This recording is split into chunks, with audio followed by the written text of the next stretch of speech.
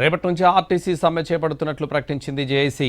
హైదరాబాద్లో round table సమావేశం నిర్వహించిన జేఏసీ అన్ని సంఘాలు సమ్మెకు మద్దతు తెలిపాయని ప్రకటించింది. ఇప్పటివరకు ప్రభుత్వం తమను చర్చలకు పిలవలేదని చెప్పింది. కనీసం సమ్మె నివారణ చర్యలు కూడా చేపట్టలేదని ఆరోపించింది ఆర్టీసీ జేఏసీ. ఆర్టీసీని ప్రైవేట్ వ్యక్తులకు అప్పగించే కుట్ర జరుగుతోందంటూ మండిపడ్డారు జేఏసీ నేతలు. మరిన్ని వివరాలు మా ప్రతినిధి రాధిక అందిస్తారు.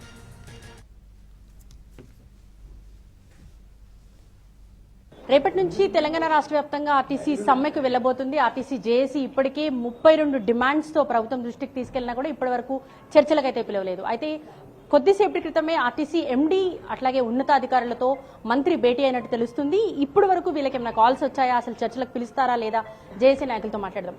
మీరు దాదాపు 10-15 రోజుల నుంచి సమ్మె నోటీస్ ఇచ్చిన తర్వాత డిపోలకు తిరుగుతున్నారు, నిరసన కార్యక్రమాలు తెలుపుతున్నారు, సమ్మెకు మొత్తం సిద్ధం చేస్తున్నారు. కానీ ఇప్పటి వరకు మీకు ఇంటర్నల్ గా ఏమైనా కాల్స్ రావటం, చర్చలకు రండి అని చెప్పడం ఏమైనా జరిగిందా? ఇంటర్నల్ స్టేట్ గా రాలేదు. ఏం చేయబోతున్నారు? అసలు సమ్మె చేయబోతున్నాం 22వ తారీఖు నుంచి, ఇవాళ అర్ధరాత్రి నుంచే. ఏంటి ప్రధానమైన డిమాండ్స్? ప్రభుత్వం మా డిమాండ్స్ కాదు, ప్రభుత్వ డిమాండ్లే మేము పెట్టినాం. ప్రభుత్వం ఏదైతే ఎన్నికల మేనిఫెస్టోలో పెట్టిందో అవి మాయి కాదు, ప్రభుత్వ డిమాండ్లే. కాంగ్రెస్ ప్రభుత్వం ఇస్తారన్న డిమాండ్లే పెట్టినాం. ఆ డిమాండ్లనే ప్రభుత్వంలో విలీనం, 2021 వేతన సవరణ, తర్వాత గుర్తింపు సంఘం ఎన్నికలు, కార్మిక సంఘాల మీద ఆంక్షలు ఎత్తివేత, ఆర్టీసీని విస్తరించే ప్రయత్నం చేయాలి తప్ప కుదించవద్దు. ఎలక్ట్రిక్ బస్సులను ప్రైవేట్కి తీసుకురావద్దు, ఆర్టీసీ బస్సులే తీసుకురావాలి. ప్రభుత్వమే ఆర్టీసీ బస్సులు కొనియాలి. ప్రభుత్వం మా ఆర్టీసీ స్థలాల జోలికి రావద్దు, మా డిపోలను వాళ్ళకి అప్పచెప్పొద్దు. ప్రభుత్వ ఉద్యోగులకు సమానంగా మాకు అన్ని సౌకర్యాలు కల్పించాలి. ఈరోజు అన్ని ఖాళీలను భర్తీ చేయాలి. ఈ ఆర్టీసీలో ఉన్నటువంటి కార్మికుల మీద పని భారాలు తగ్గించాలి. మాకు రావాల్సినటువంటి ఆర్థిక అంశాలన్నిటినీ పరిశీలించి పరిష్కరించాలి. సో సమ్మె ప్రభావం ఏ విధంగా ఉండబోతుంది స్టేట్ వైడ్? ఇది మరో సకల జనుల సమ్మెలాగా ప్రభావం ఉంటుంది. ఎందుకంటే కార్మికుల్లో ఒక నైరాశ్యం ఉంది, ఇబ్బందులు ఉన్నాయి, కష్టాలు ఉన్నాయి. తర్వాత పీఆర్సీలు లేవు, ఉద్యోగాలే పోయేటువంటి పరిస్థితి వచ్చింది. కాబట్టి మెయిన్ ప్రధానం ఏంటంటే ప్రభుత్వం మేనిఫెస్టోలో పెట్టిన అంశాలని తూచా తప్పకుండా చేయాలి. ప్రధానంగా వీళ్ళు మహాలక్ష్మి పథకం పెట్టిండ్రు ఆనాడు. రెండోది మాకు వాగ్దానం ఇచ్చారు, మీరు ఓట్లు వేసి గెలిపిస్తే మేము తప్పకుండా మీకు అన్ని చేస్తా అన్నారు. మేము ఓట్లు వేసినాం, ప్రచారం చేసినాం, ఆ ప్రభుత్వాన్ని ఓడగొట్టినాం, వీళ్ళకి అధికారాన్ని పట్టం కట్టినాం. పట్టం కట్టిన తర్వాత గౌరవ ముఖ్యమంత్రి గారే స్వయంగా ప్రెస్ మీట్ పెట్టి నేను ఆర్టీసీ ఉద్యోగులంతా వారియర్స్ లాగా పనిచేసిండ్రు, వాళ్ళు ప్రచారం చేసిండ్రు, వాళ్ల వల్లనే మాకు ఈ ప్రభుత్వం వచ్చింది కాబట్టి నేను కడుపులో పెట్టుకొని చూసుకుంటా, కొంచెం టైంలో వీళ్ళకి అన్ని చేస్తా అన్నారు. ఇవాళ 2.5 years అయినా మాట్లాడే పరిస్థితి లేదు. వాళ్ళు చర్చలకు పిలిస్తే వెళ్ళి మాట్లాడడానికి మీరు జేఏసీ సిద్ధంగా ఉందా? మా తలుపులు ఎప్పుడు తెరిసే ఉంటాయి. మేము ఎప్పుడు కానీ భేషజాలాలు లేవు. మాకు సమ్మె చేయాలన్న సంకల్పం కూడా కాదు. వీళ్ళు ప్రత్యేకంగా మమ్మల్ని ఇబ్బంది పెట్టి యూనియన్లు లేవనే నెపంతో ఇలా ఈ ఆర్టీసీని మొత్తం అన్యాక్రాంతం చేసే పథకంలో యూనియన్లు వస్తే అడుగుతారు అని చెప్పి వాళ్ళు దీనికి పిలవకుండా పెట్టడం జరిగింది. ఇలా చర్చలకు ఎప్పుడు పిలిచినా పోవడానికి మేము సిద్ధంగా ఉంటాం. రైట్. సో చూస్తున్నాం కదా, ఆర్టీసీ సమ్మె ఎట్టి పరిస్థితులు నిర్వహిస్తామని చెప్తున్నారు. ఇప్పటికే ప్రభుత్వం నుంచి ఎట్లాంటి పిలుపు రాలేదు, ఒకవేళ వచ్చినా కూడా తాము చర్చలకు సిద్ధంగా ఉన్నామని చెప్తున్నారు.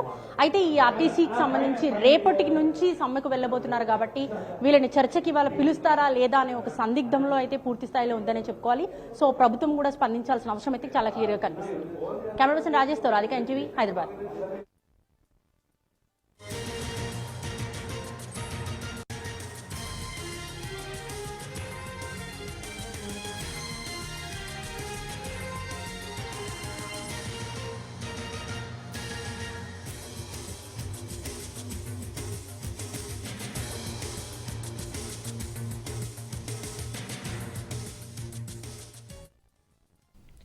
ఆర్టీసీ కార్మికులు సమ్మెకు సమాయత్తం అవుతున్నారు. ఈ క్రమంలో పలు డిమాండ్లను సర్కార్ ముందుంచారు.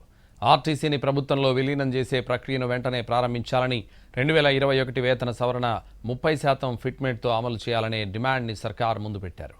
2025 వేతన సవరణ అమలు చేయాలని, మహాలక్ష్మి పథకం కింద ప్రతి నెల 400 కోట్ల రూపాయలు ఆర్టీసీకి ఇవ్వాలని మరో డిమాండ్ వినిపిస్తున్నారు. ఆర్టీసీ కార్మికులకు ఉద్యోగ భద్రత కల్పించాలని, బెడ్ విన్నర్ పోస్టులను పర్మనెంట్ ఉద్యోగాల కింద భర్తీ చేయాలని అడుగుతున్నారు. యూనియన్లపై ఆంక్షలు ఎత్తేసి గుర్తింపు సంఘం ఎన్నికలు నిర్వహించాలనే మరో ప్రధాన డిమాండ్ని ప్రభుత్వం ముందు పెడుతున్నారు.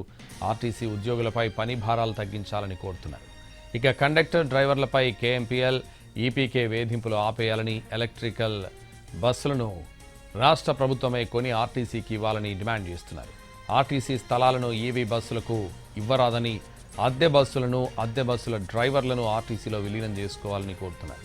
కరీంనగర్, హైదరాబాద్ జోన్లకు బలవంతంగా బదిలీలు ఆపేయాలని, 2019 సమయకాలంలో నమోదైన పోలీస్ కేసులను ఎత్తేయాలని డిమాండ్ చేస్తున్నారు. మహిళా కార్మికులు ఎదుర్కొంటున్న సమస్యలను పరిష్కరించాలని, రద్దీకి అనుగుణంగా బస్సుల సంఖ్యను పెంచాలని కోరుతున్నారు. అన్ని కేటగిరీల్లోని ఖాళీలను భర్తీ చేయాలని, రిటైర్ అయిన ఉద్యోగుల బకాయిలను అన్నింటినీ చెల్లించాలని, దీర్ఘకాలిక పెండింగ్ సమస్యలను పరిష్కరించాలని అడుగుతున్నారు. టీజీఎస్ఆర్టీసీ జాయింట్ యాక్షన్ కమిటీని ఏర్పాటు చేయాలని మరో డిమాండ్ని వినిపిస్తున్నారు.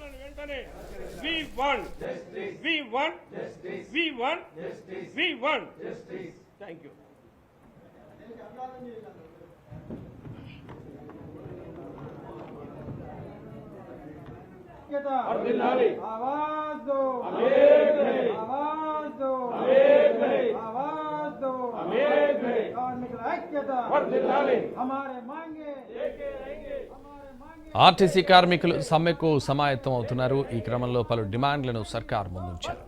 ఆర్టీసీని ప్రభుత్వంలో విలీనం చేసే ప్రక్రియను వెంటనే ప్రారంభించాలని, 2021 వేతన సవరణ 30% ఫిట్మెంట్తో అమలు చేయాలని డిమాండ్ని సర్కార్ ముందు పెట్టారు.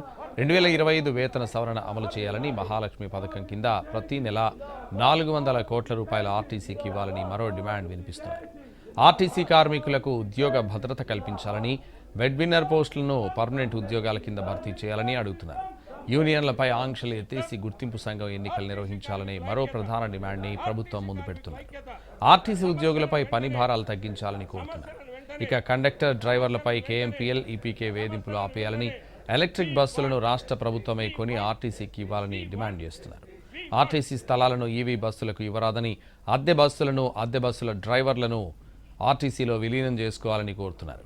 కరీంనగర్, హైదరాబాద్ జోన్లకు బలవంతంగా బదిలీలు ఆపేయాలని, 2019 సమయకాలంలో నమోదైన పోలీస్ కేసులను ఎత్తేయాలని డిమాండ్ చేస్తున్నారు. మహిళా కార్మికులు ఎదుర్కొంటున్న సమస్యలను పరిష్కరించాలని, రద్దీకి అనుగుణంగా బస్సుల సంఖ్యను పెంచాలని కోరుతున్నారు.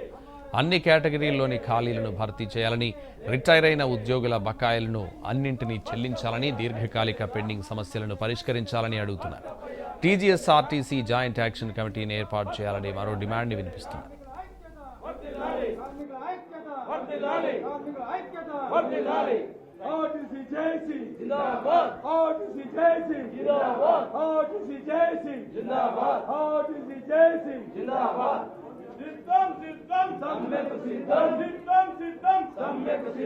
సిద్ధం. ఆర్టీసీ కార్మికుల ఐక్యత, ఆర్టీసీ కార్మికుల ఐక్యత. సమస్యలను వెంటనే